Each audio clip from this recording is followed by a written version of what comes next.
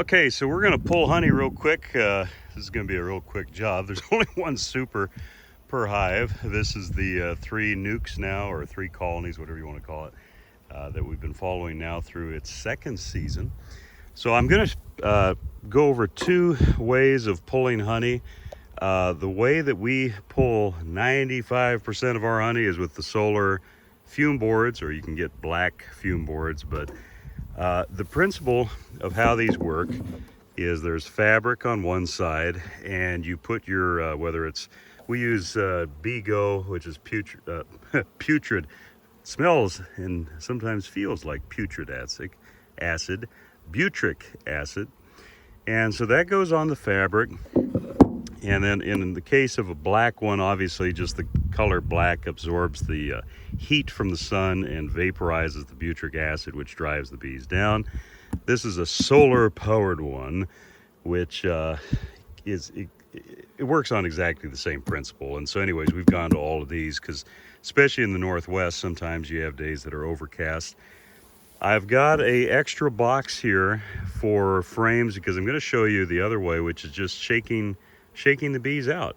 But because they're robbing so bad this time of the year, as we shake the frames out, we want to put them right into a box where they don't have easy access, and we'll throw the lid on too.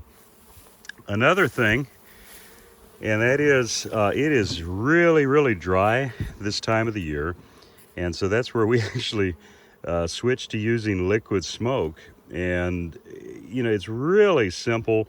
We buy those industrial squirt bottles that you get, and ironically I don't have one on me in the truck.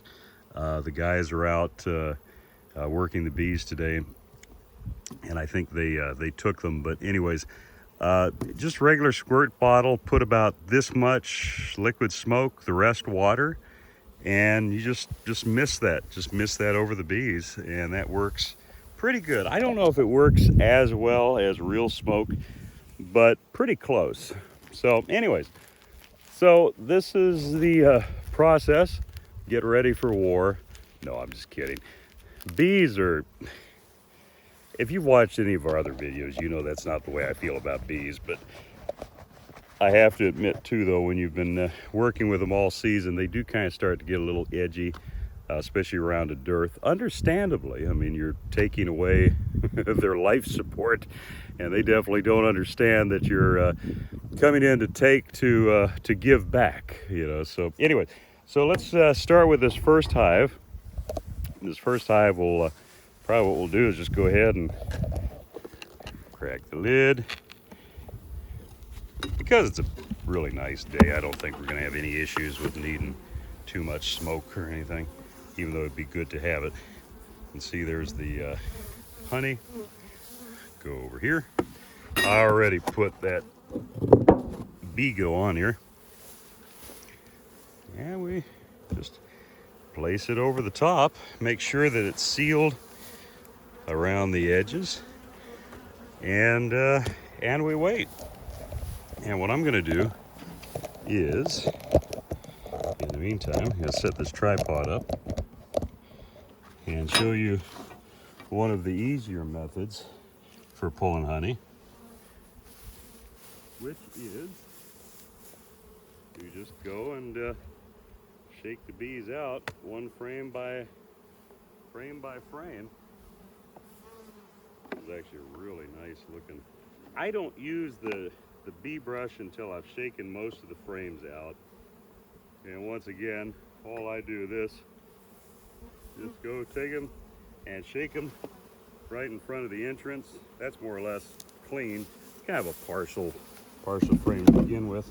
You see too, put it right into the box and put a lid over it, because I mean the robbing this time of year gets pretty intense.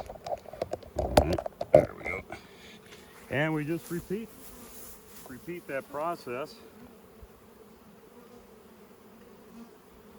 So as we did on our little seminar, yeah, I don't even use the bee brush if I don't have to. You know, I'll just, like I said, put it in the box, put the lid back on the box. Big thing we're trying to do right now is it's kind of funny because this is a typical do as I say, not as I do. Because I always tell people, I said, you know, get your honey pulled by the beginning of August at the absolute latest, so that you can get your mite treatment on early enough that you don't have viral issues building up in the hive. So this is pulling honey on these a little later than what I would like to see, but at the same time too, as long as we're just really on top of that mite treatment, should be fine. Ooh, beautiful frames, beautiful. Whoops, hang on there. Beautiful frames of honey, and yeah, like I said, just put them in the box here. As you can see, the bees just floating around this box. It's just the time of the year. That's just typical. You know, whenever the bees are prone to robbing like this, you also know that it's time to start getting them ready. Grab 2 frames at a time. It's time to start thinking and getting ready for the end of the year. Look at that. Beautiful. Beautiful frames. So we started with 2 overwintered colonies. Now we got 3 good looking colonies, and it looks like almost 3 boxes of honey. I don't know how full these ones are, but these are good boxes of honey. It's a good take. Beautiful. All right. Done and done. So there. I mean, that's the process. There's the honey pulled from one hive. Take this box off, and then we can, depending on how quickly the fume board is working.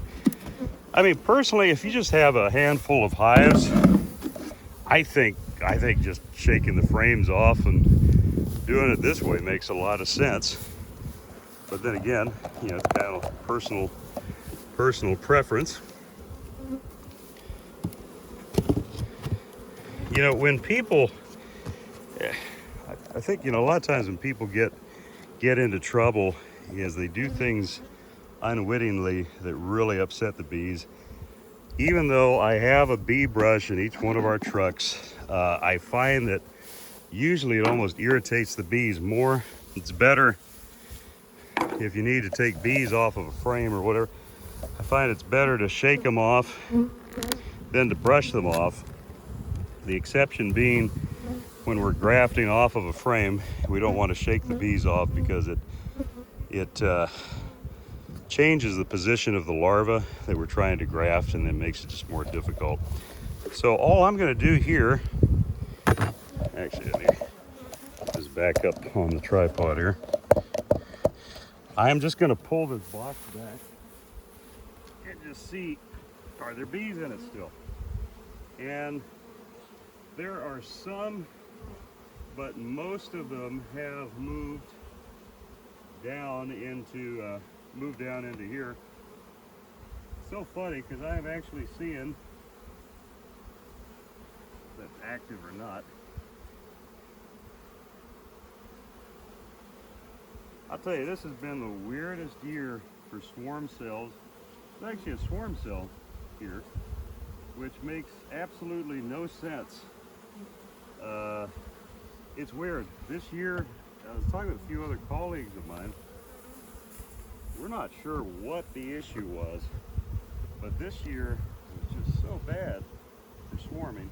Okay, so all I'm doing, switch this over to this one and pull this one off.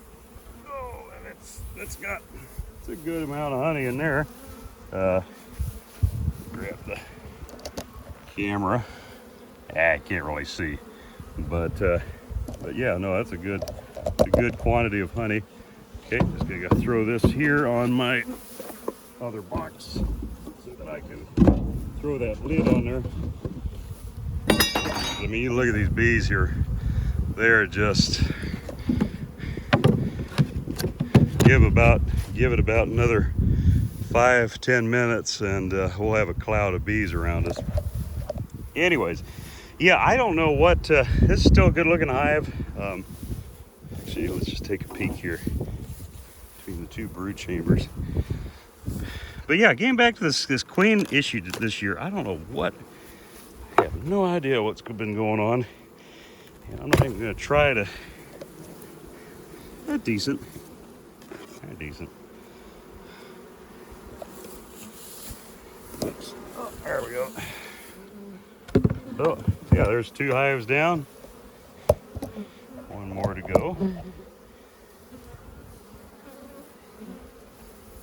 Yeah, you get years where sometimes the bees do stuff that. And the thing is that I know there's a reason for why our swarming was so bad, but I don't know what that reason is. And I've been talking with some other colleagues of mine, and they saw the same thing. I think we had a swarm rate of around 15 to 17% of our colonies, which is just really, really unusual for this, especially too with the way that we'd prepped our bees and gotten our bees ready. I mean, I don't know if you remember, even with these 3 nukes here, I believe 2 of them requeened themselves after we'd given them new queens. Yeah, it was just a weird year for that. Anyways, yeah, so that's it. We're gonna move these inside where the bees can't get to them, and that's it. You know, pulled your honey for a year.